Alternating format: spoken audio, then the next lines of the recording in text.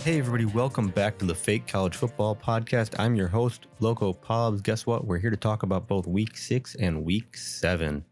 Let's look at a review of Week 6.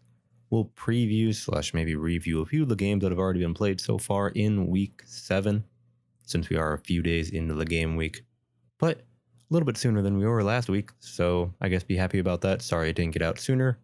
Life gets in the way. You just got to figure out a way to keep on moving forward, and that's the plan here. So let's look at Week 6. Off the top, number 1 Wyoming goes down, loses.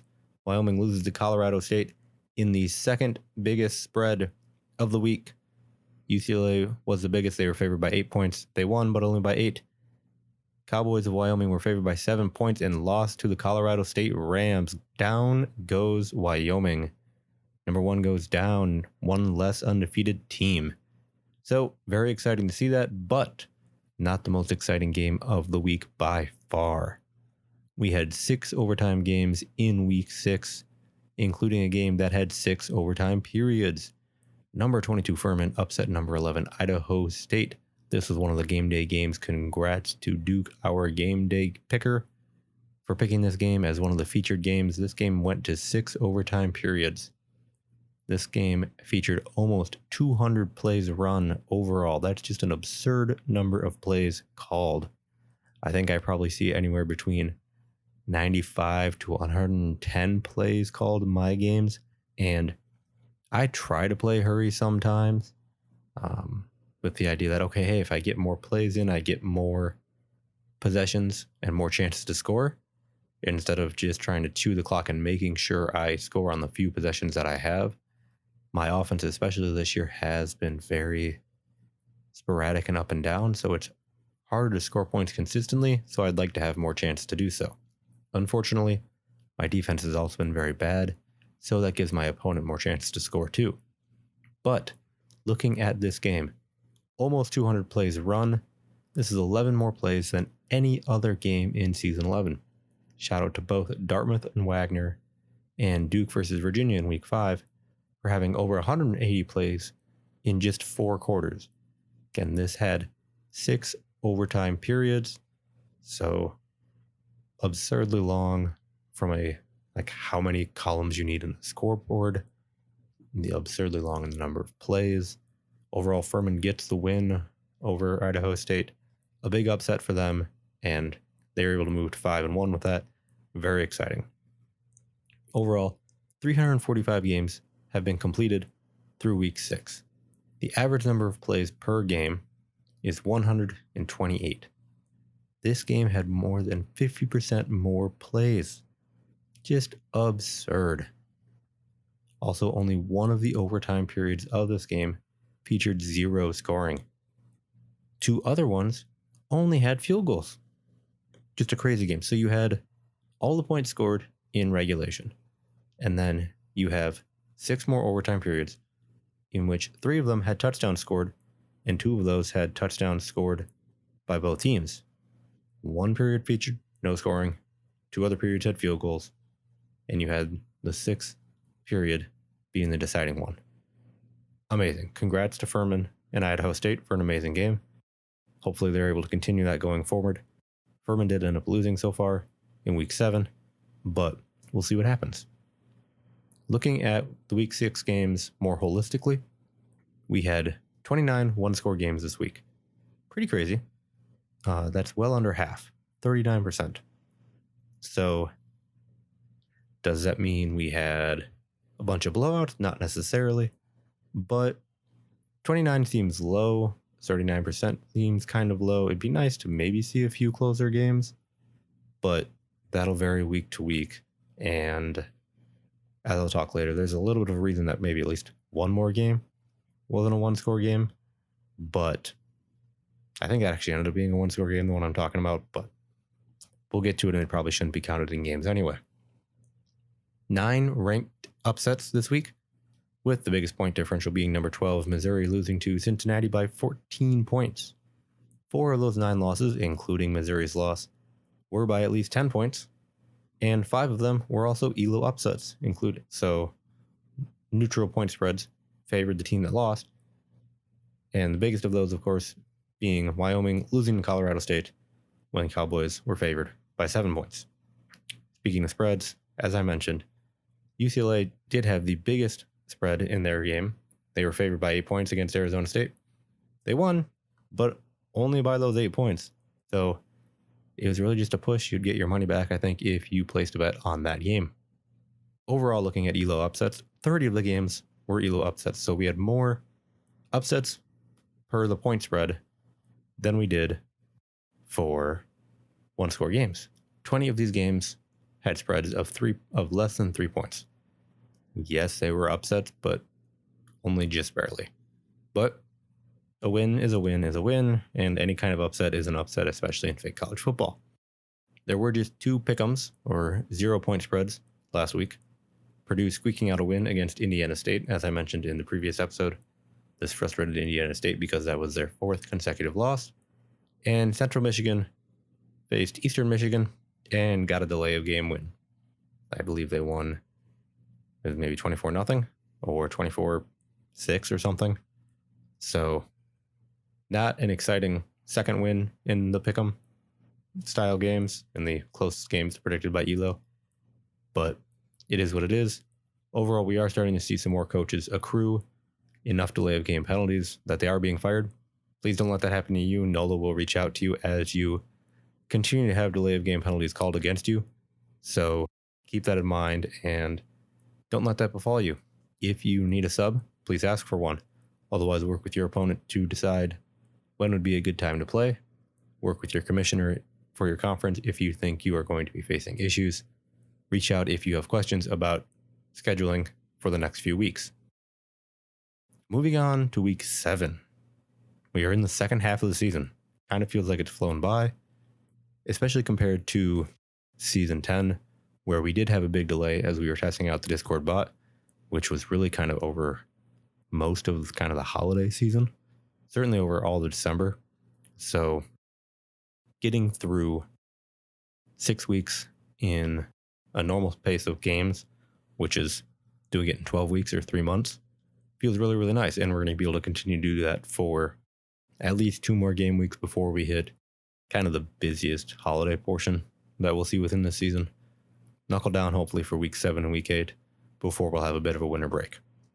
Biggest game of week 7 is obviously Navy Tulsa. This is a game day game. This is number 3 versus number 1. ELO has Navy favored by 1 point. Both teams are 6-0 coming into this, both trying to take sole possession of the American Conference lead. So far, it's been a close game. We'll see where it ends up. We did have 2 teams also tie for first in the coaches poll this week. Congrats to Tulsa and UCLA. UCLA, as mentioned previously, beat Arizona State last week. Tulsa's facing Navy now. If Tulsa beats Navy, and unless UCLA kind of like easily wins, I think Tulsa probably would move ahead. Now, UCLA does play St. Thomas, who's a 5-1 team. Some folks think they're top 10. Some folks probably have them as a top 5. I think I had them middle of my coaches poll submission. They are still 5-1, which deserves some credit, but I'm not as high on them because their average difference and success statistics aren't as good compared to some of the other teams. But that's just how I've been submitting my coaches poll this season so far. One reason we may have had to tie top the coaches poll, we had fewer submissions this week than we've had the last few. If you have the chance, try to get a coaches poll submission in there. It's helpful. It generates more discourse. It does give a little bit more accurate representation at times of what the general public within fake college football thinks of teams.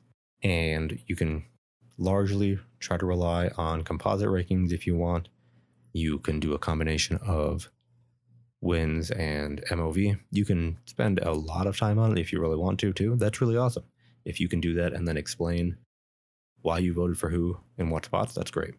But having a few more coaches poll submissions, as always, is nice. So if you have the chance, please get one in there. As mentioned, UCLA favored St. Thomas. They are the other number 1 ranked team. St. Thomas is no slouch. They're 5-1. I think they're just outside the top 10 in the coaches poll. But we'll see how that game goes. I think UCLA ended up squeaking it out, so congrats to them. St. Thomas does move to 5-2. We had 3 ranked unranked games this week. First one being Navy-Tulsa, number 1 versus number 3. Second one is UCLA versus St. Thomas. I think that was number 1 against number 11. I'll check that just to be kind. It was number 1 versus number 11. UCLA won that game in 25-23. They moved to 7-0. The third matchup was Furman facing number 23 Yale. Furman did end up going into that game favored just by 1/2 point. So very, very slim margin. Expect the game to be close.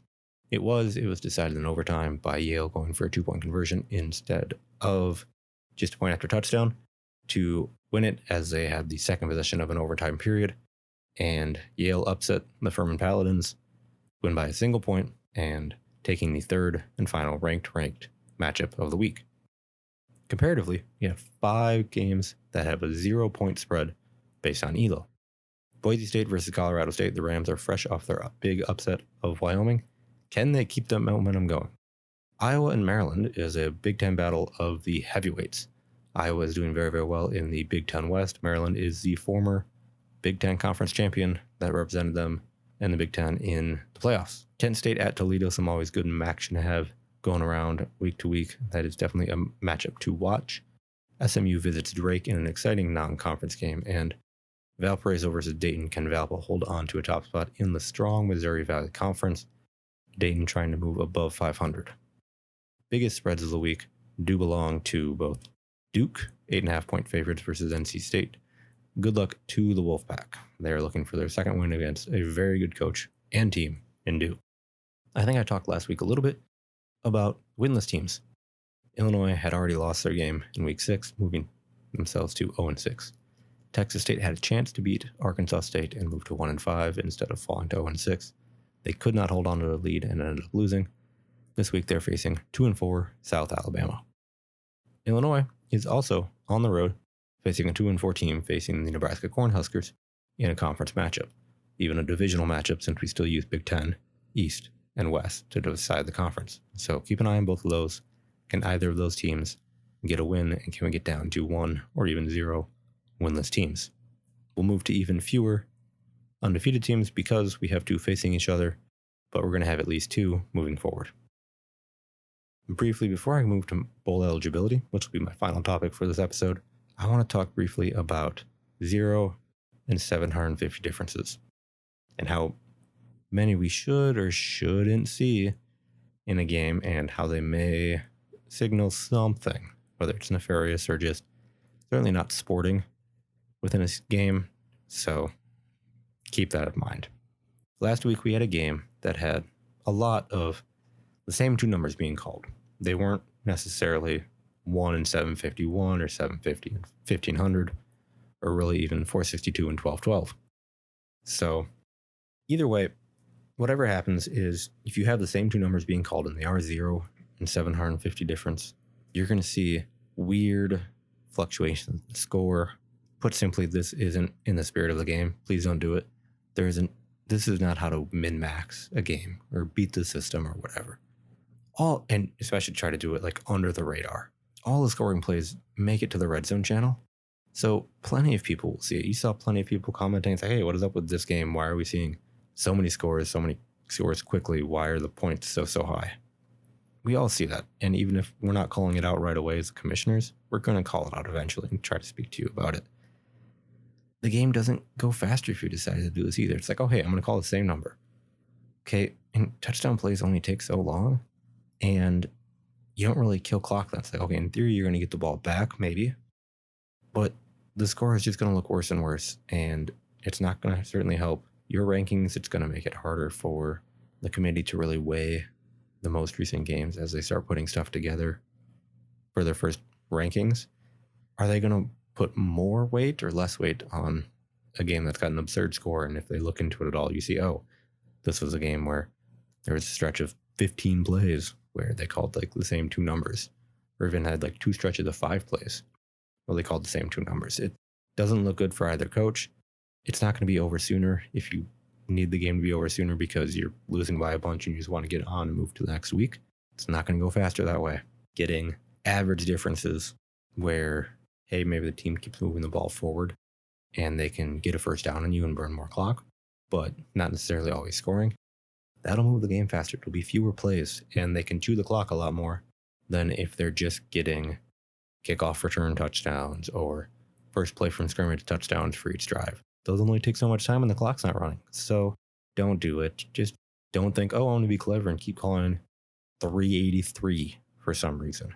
And your opponent will figure it out and just keep calling the same number, or you'll go back and forth and you'll see the scoreboard jump all over and nobody will take it seriously. Nobody think you're really interested in playing the game. And we're going to keep an eye on you going forward then from the commissioner's office. So please don't do it. It's not worth it.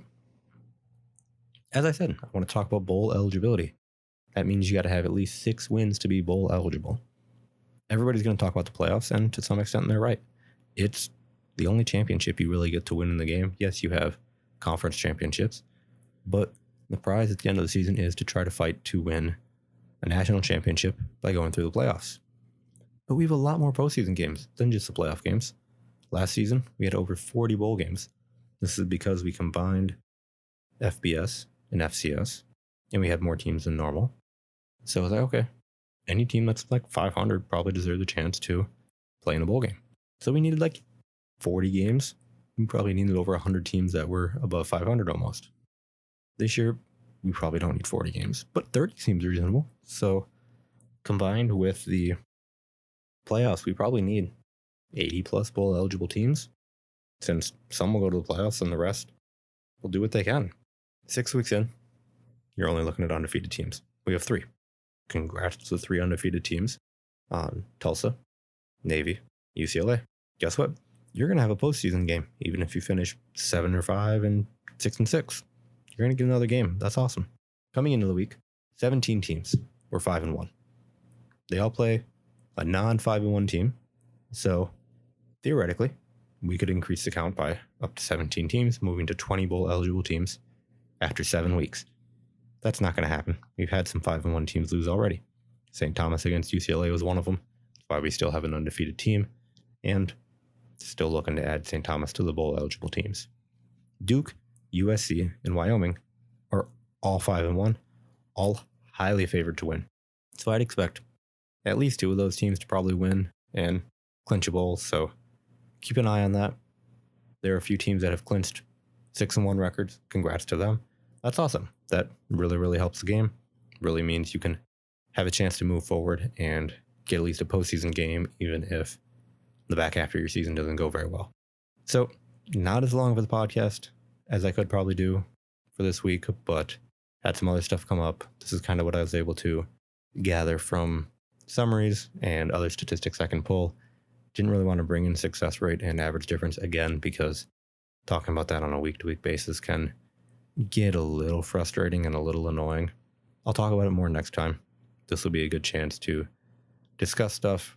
It'll be a little weird since the back half of week 7 does finish around American Thanksgiving. Do what you can to get the games done beforehand so that you aren't having to try to play a game Friday, Saturday when you're either hungover on turkey and mashed potatoes and gravy. There's a lot of other stuff you'd probably rather be doing than cranking out the end of a fake college football game. So try to get the game done before then, and then we'll have a normal week 8. Week 9 is going to get delayed until after the new year so that folks can have a normal holiday season and you're not trying to get through a fake college football game either on the road in someplace or when you're home from school or off from school or off from work. Just don't worry about it. We'll go back to it after the new year. Maybe we'll have a little bit of an exciting thing during the brief winter break. We'll see. Speed Cup games will also probably be getting started on Monday. That's exciting. So keep an eye out for that. Otherwise, like, review, subscribe. I don't know. Do what you want to do for a podcast app of your choice. There's not that many people who listen to this episode anyway. So sure, smash that like button. I don't know. It doesn't matter. But hey, I'll be here next week. Get ready for week 7, week 8. That'll be a fun episode. We've got a heck of a game between Tulsa and Navy to talk about. That's really exciting. Interesting that they're not 1-2, but that's okay. 1-3 still pretty fun. Maybe we'll have another tie atop if both teams win who are undefeated in number 1. UCLA, you already held up your part of the bargain. Can Tulsa do the same? Wait and see, folks. Also, hey, Badgers won. What a surprise, right? Beat old Notre Dame. Sorry, Nola. We got the win. Anyway, everybody, have a great weekend. Have a great week. Good luck out there. Keep calling the numbers. Don't call the same one. We'll catch you. See you, folks.